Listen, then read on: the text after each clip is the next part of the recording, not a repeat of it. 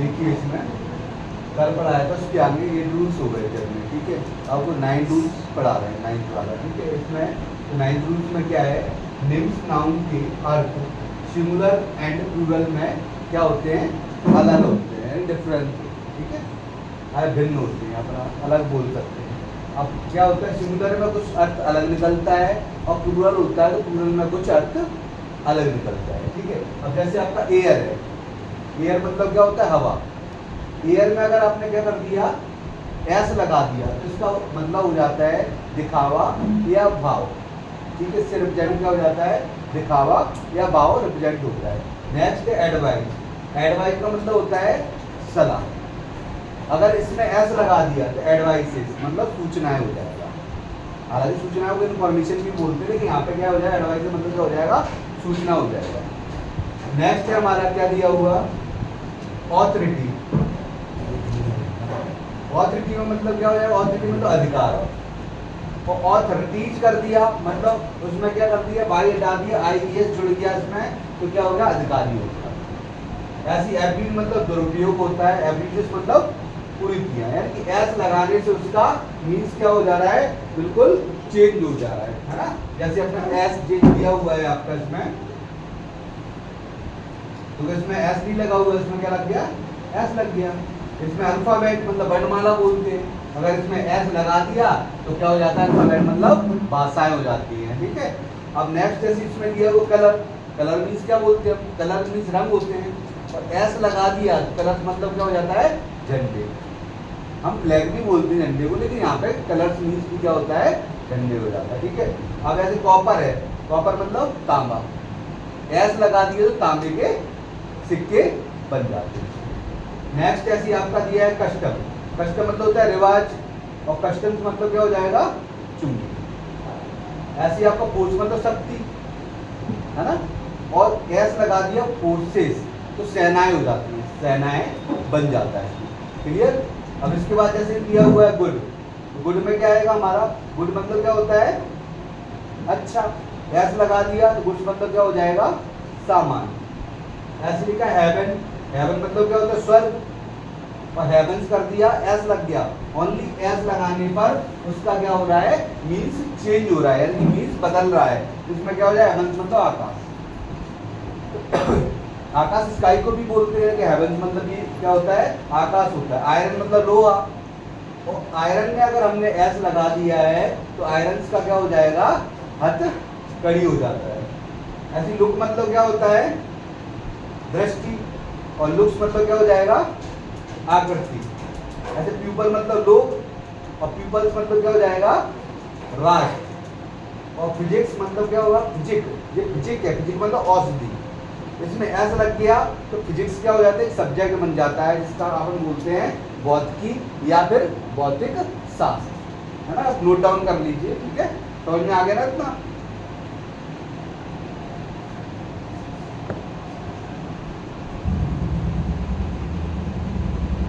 अब इसके आगे कुछ वर्ड्स और रह गए थे तो वो आप देखेंगे, ठीक है। अब इसमें क्या होता है, जैसे रिटर्न लिखा है, तो रिटर्न का मतलब क्या होता है, वापसी, और रिटर्न्स मतलब क्या हो गया, हिसाब किताब, यानी कि एस लगाने से उसका मीन्स चेंज हो रहा है। जैसे रिच, रिच मतलब धनी, और रिचेस कर दिया तो धन। सैंड, सैंड का मतलब क्या, बालू, और सैंड्स कर दिया तो उसका मतलब एस लगाने से क्या हो गया, रेगिस्तान हो गया। ऐसे ही आपका वाटर है, वाटर मतलब हो गया पानी, और वाटर्स कर दिया तो समुद्र हो जाएगा। ऐसी वुड लिखा है लकड़ी, और वुड्स कर दिया तो जंगल हो गया। ऐसी वर्क लिखा है, वर्क मतलब कार्य, और वर्क कर दिया तो रचनाएं, है ना, जो भी अपन कार्य करते हैं तो रचनाएं बोलते हैं ना।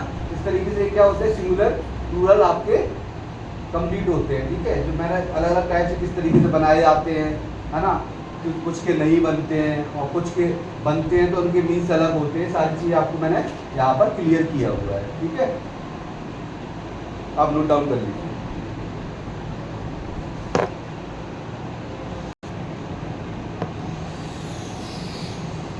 अब इसमें देखिए आप, चार्ट ऑफ प्रोनाउंस है ना, इसका यूज सबसे ज़्यादा यूज किया जाता है।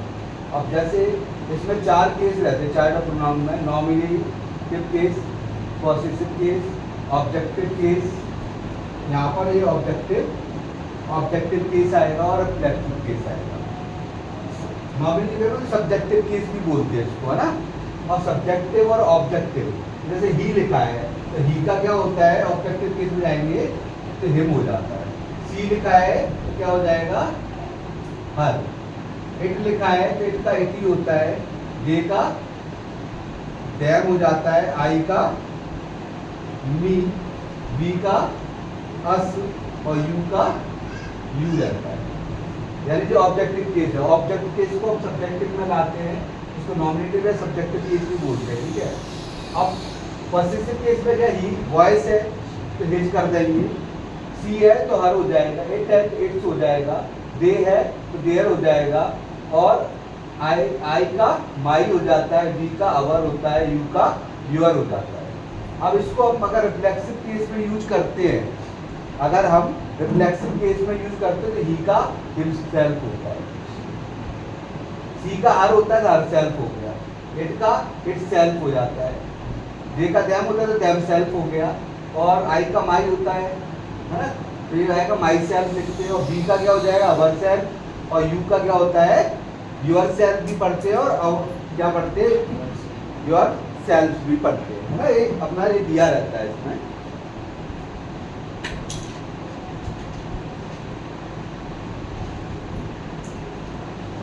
ठीक है, क्लियर हो गया ना। इनको हमें इस चार्ट के टेबल को याद करना पड़ता है, इसको याद होना चाहिए सभी को, ठीक है। तो जो भी आपको यहाँ पे पढ़ा रहे हैं वो नेक्स्ट डे आप सुनेंगे, ठीक है। समझ में नहीं आता वो भी आप क्लियर कर सकते हैं।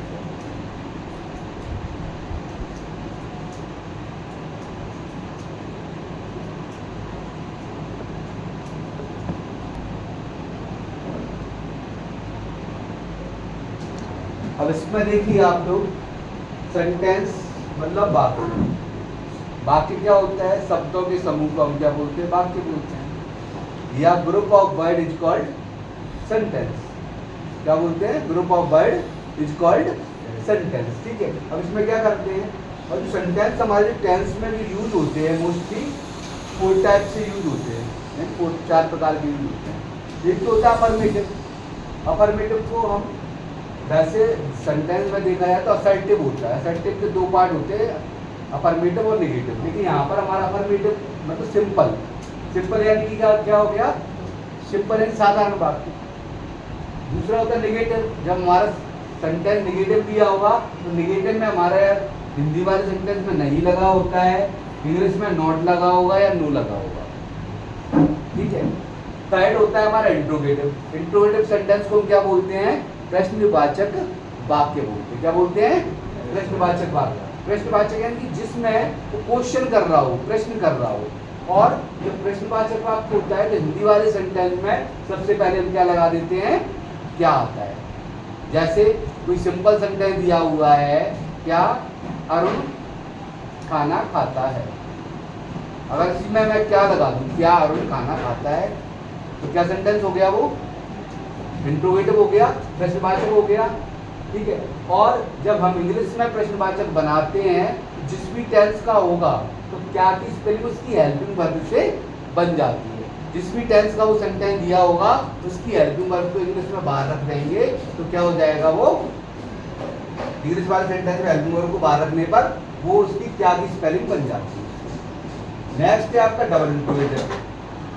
डबल इंट्रोगेटिव में क्या आएगा, दोहरा प्रश्नवाचक। हिंदी वाले वाक्यों में अगर आपके कब, क्या, क्यों, कैसे, कहाँ, ये और भी वर्ड्स होते हैं जो बीच में आते हैं, है ना, सेंटेंसों में, तो उनमें जब बीच में आते हैं तो वो हम समझ जाते हैं कौन सा सेंटेंस हो गया, वो डबल इंट्रोगेटिव सेंटेंस हो गया। इंग्लिश में डबल इंट्रोगेटिव सेंटेंस में हमारे क्वेश्चन वर्ड लगते हैं, QW बोलते हैं हम। QW मतलब हो गया क्वेश्चन वर्ड। क्वेश्चन वर्ड से मतलब हो गया जैसे व्हाट मीन्स क्या, वेयर मतलब कहाँ, व्हाई क्यों, हाउ कैसे, व्हेन कब, हु कौन, और भी, है ना। तो एक क्वेश्चन वर्ड अगर आप इनकी स्पेलिंग जो पहले रखने पर हमारा क्या बन जाएगा, डबल इंट्रोगेटिव सेंटेंस बन जाता है। बाकी मैं आपको सेंटेंस टेंस करवाऊंगा तो उसमें क्लियर हो जाएगी। हिंदी चीज समझ में आई अरुण, कितना जब नेक्स्ट और सबको आ गया। नोट कर लीजिए आप इसको, ठीक है। ये याद भी करके खाना है कल, ध्यान रखना, ठीक है।